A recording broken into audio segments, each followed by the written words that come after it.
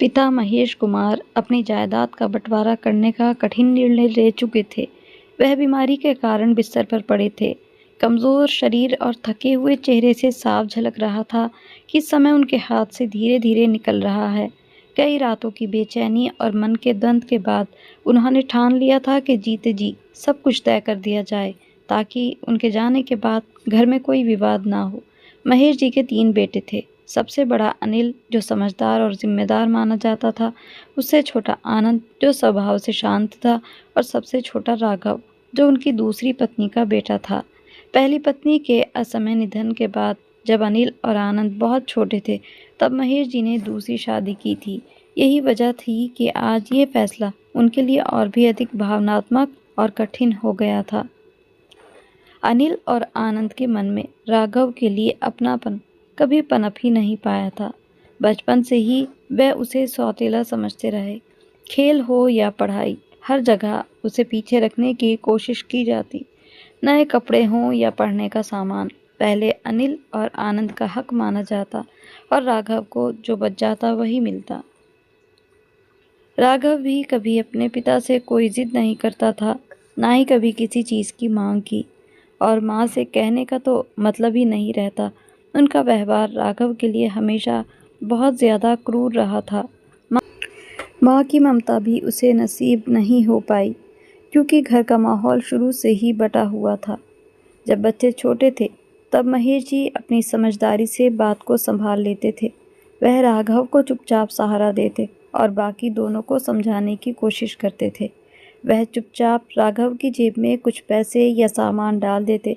राघव भी समझ चुका था कि उसके पिता भी मजबूर हैं, इसीलिए उसने भी हालात से समझौता कर लिया था।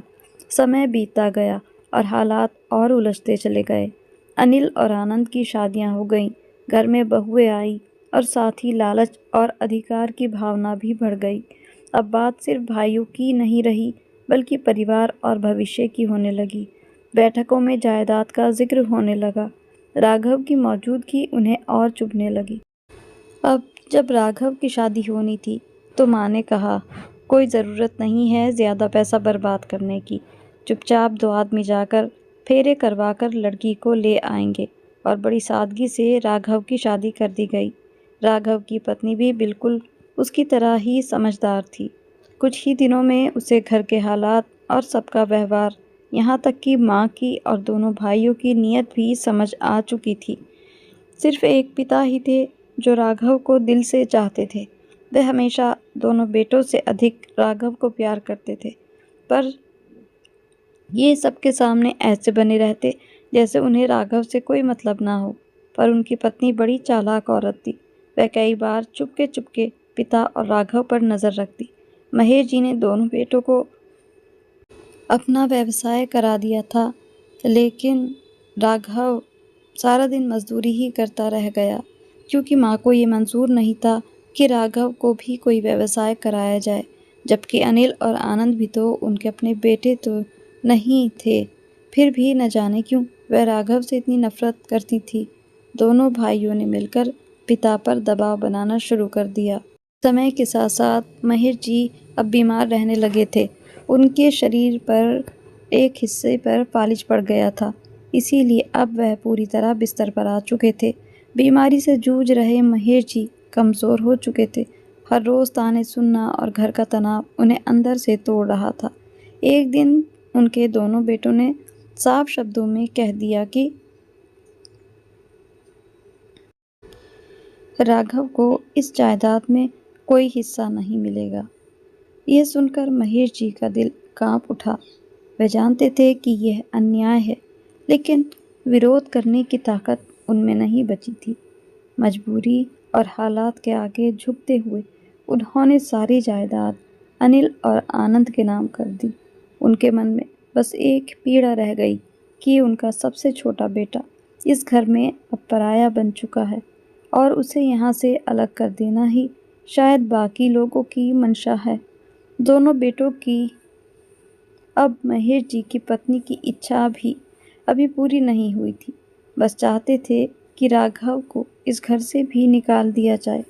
एक बार राघव ने ये बात कहते हुए माँ को सुन लिया था। राघव ने तभी पिता से कहा, और घर छोड़ दिया। घर छोड़ने के बाद राघव और उसकी पत्नी ने जिस छोटे से किराए के मकान में कदम रखा, वहाँ सिर्फ सन्नाटा और अनिश्चित भविष्य था। शुरुआती दिनों में राघव ने जो भी काम मिला वह किया। कभी दुकान पर बैठा तो कभी गोदाम में मजदूरी की। कई बार दिन भर की मेहनत के बाद भी जेब खाली रह जाती। ऐसे समय में उसकी पत्नी उसका सबसे बड़ा सहारा बनी। वह उसे हिम्मत देती और कहती कि ईमानदारी और मेहनत कभी बेकार नहीं जाती।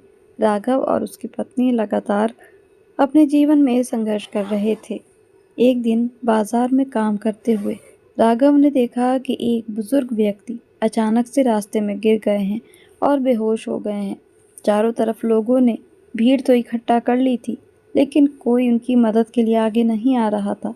ये देखते ही राघव उनकी मदद के लिए आगे बढ़ा। उसने उनको होश दिलाया और पानी पिलाया और फिर सुरक्षित उनके घर तक भी पहुंचाया।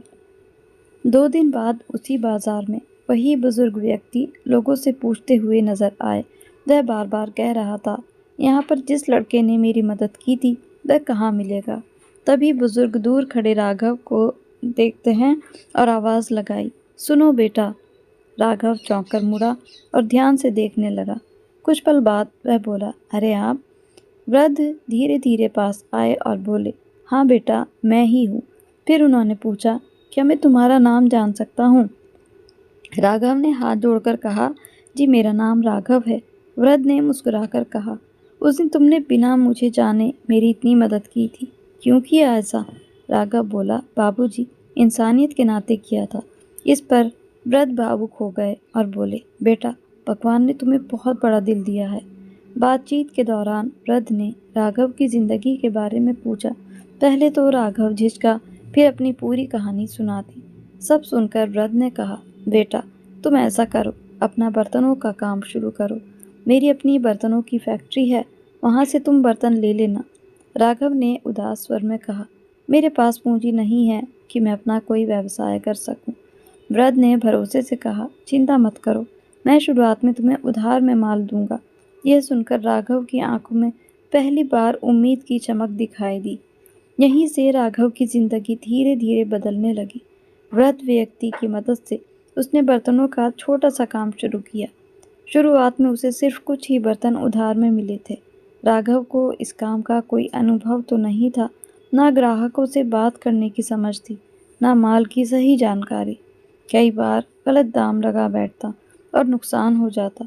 कभी बर्तन समय पर नहीं पहुंच पाते, तो कभी ग्राहक नाराज होकर लौट जाते। कई रातें उसने चिंता में काटी। पत्नी ने फिर भी उसका हौसला बनाए रखा और कहा, सीखते सीखते सब आ जाएगा। राघव रोज बाजार जाता, दुकानदारों से बात करता और ग्राहकों की ज़रूरत समझने लगा। वह ईमानदारी से काम करता और जो वादा करता उसे पूरा करता। धीरे धीरे लोगों को उस पर भरोसा होने लगा। बर्तन खरीदने वाले फिर से लौट कर आने लगे। काम थोड़ा बढ़ा तो उसने एक छोटी सी दुकान किराए पर ले ली। मेहनत के साथ साथ अनुभव भी बढ़ता गया। वर्षों की तपस्या के बाद एक दिन वह सपना सच हुआ, जब राघव ने अपने नाम का बड़ा सा शोरूम खोला। उस दिन उसकी आंखों में खुशी के आंसू थे, क्योंकि संघर्ष ने आखिरकार उसे उसकी मंजिल तक पहुंचा दिया था। धीरे धीरे उसका नाम ही चारों तरफ होने लगा, क्योंकि वह हमेशा ही हर ग्राहक से प्यार और सादगी से बात करता। उसका स्वभाव ही उसके काम को तरक्की दे रहा था। अब तो लोग उसकी ही दुकान पर से बर्तन खरीदने आते थे। राघव भी हमेशा उन बुजुर्ग, जिनका नाम दयानंद प्रसाद था, की फैक्ट्री से ही माल उठाता था। देखते ही देखते चारों तरफ राघव का नाम फैल चुका था। जब राघव के शोरूम की तरक्की की खबर अनिल और आनंद तक पहुंची, तो दोनों के भीतर जलन धीरे धीरे नफरत में बदलने लगी। अनिल ने गुस्से में कहा, देखो, इसे लोग कितना सम्मान देने लगे हैं।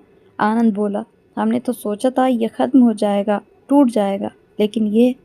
अनिल ने कठोर स्वर में कहा, इसे सबक सिखाना ज़रूरी है। कुछ देर चुप रहने के बाद आनंद ने धीमे आवाज़ में कहा, क्यों ना कोई ऐसी योजना बनाई जाए कि इसका सब कुछ खत्म हो जाए। अनिल की आंखों में चमक आ गई। उसने कहा, हाँ। दोनों भाइयों ने मिलकर एक खतरनाक योजना बनाई। उन्होंने शहर के एक गुंडे को बुलाया, वह आदमी आया तो अनिल ने सीधे कहा, हमें एक काम करवाना है। उस आदमी ने आंखें सिकोड़ कर पूछा, किस तरह का काम? आनंद ने मेज़ पर पैसे रखते हुए कहा, बस एक शोरूम है, रात में आग लगानी है।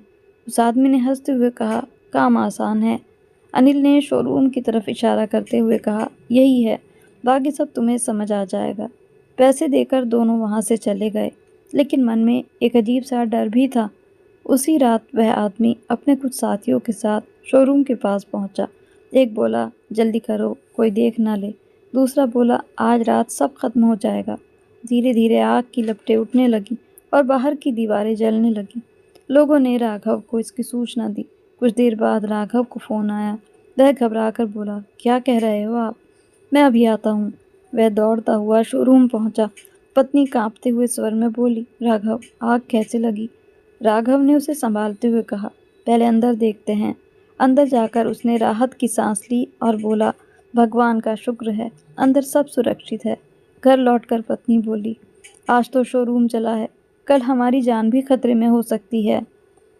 राघव चुप रहा, फिर बोला, शायद अब यहाँ से जाना ही सही होगा। कुछ दिनों बाद वे दूसरे शहर चले गए। नए शहर में पत्नी ने पूछा, क्या फिर से सब शुरू कर पाओगे? राघव ने शांत स्वर में कहा, जिसने संघर्ष करना सीख लिया हो वह कभी हारता नहीं। वहाँ उसने और मेहनत की, गरीबों की मदद करने लगा, गरीबों को उधार बर्तन देता, किसी को तो फ्री में भी दे देता। लोग कहते थे, यह आदमी सिर्फ व्यापारी नहीं, देवता भी है। समय बीता, 2 बच्चे हुए। एक शाम पत्नी ने मुस्कुराकर कहा, देखो राघव, अब हमारा जीवन सच में सुरक्षित और सुखी है।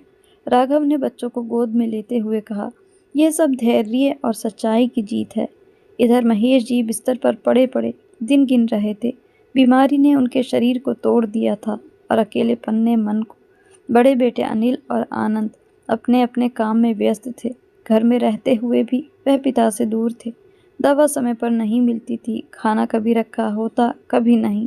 महेश जी की आंखें दरवाजे पर टिकी रहती, लेकिन कोई आने वाला नहीं होता। रातों को दर्द से कराहते हुए उन्हें बार बार राघव की याद आती, वही राघव जिसे उन्होंने हालात और मजबूरी में घर से दूर कर दिया था। एक दिन कमजोरी से कांपती आवाज़ में उन्होंने अनिल को पास बुलाया और कहा, अब मुझसे और नहीं सहा जाता, किसी तरह राघव को ढूंढ कर बुला लाओ। अनिल ने बेरुखी कहा, अब वह क्यों आएगा? महेश जी की आंखों से आंसू बह निकले। बोले, मैं जानता हूँ मैंने बहुत बड़ा पाप किया है, लेकिन मरने से पहले उससे एक बार मिलना चाहता हूँ। बहुत कहने के बाद अनिल और आनंद ने राघव के बारे में पता लगाया। किसी से नंबर मिला और अनिल ने भारी मन से फ़ोन किया।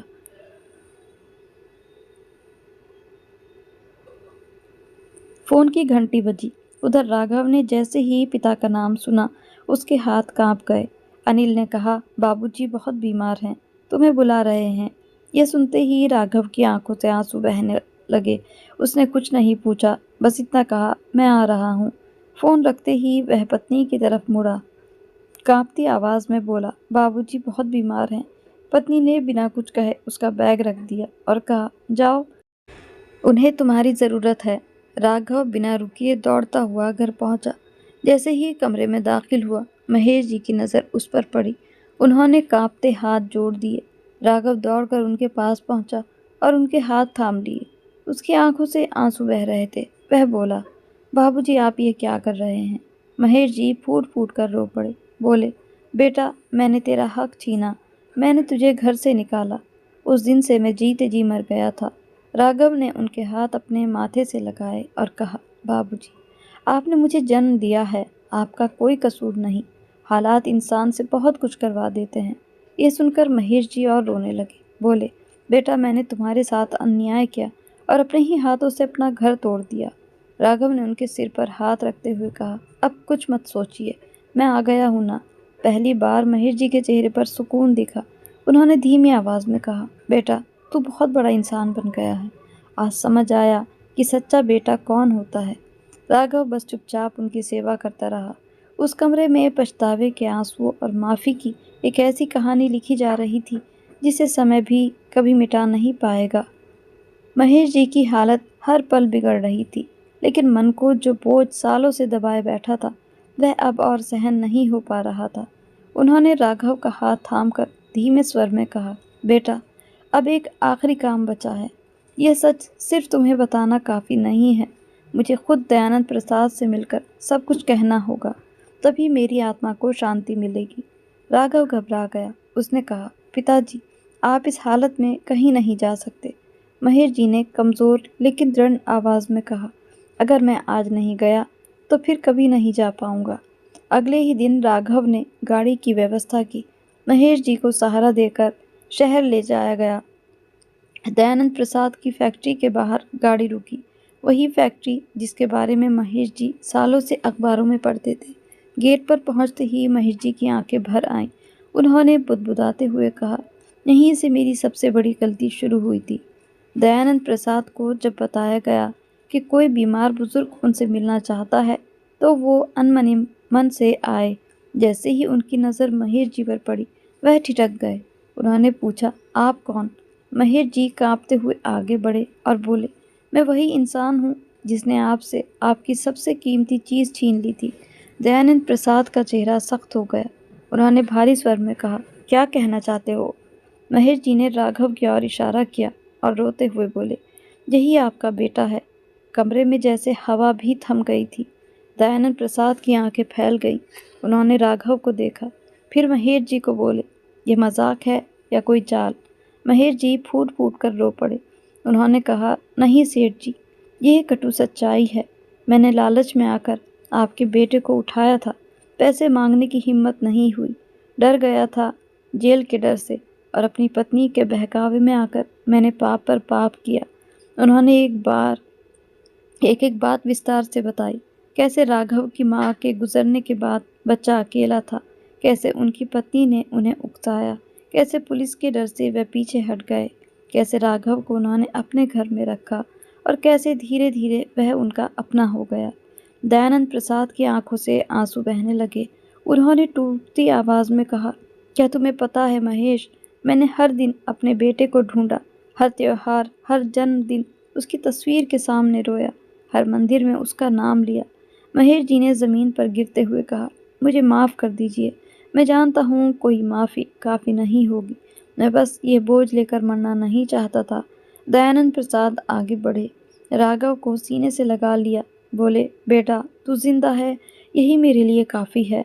राघव भी रोते हुए बोला, मेरे लिए आप दोनों ही पिता हैं।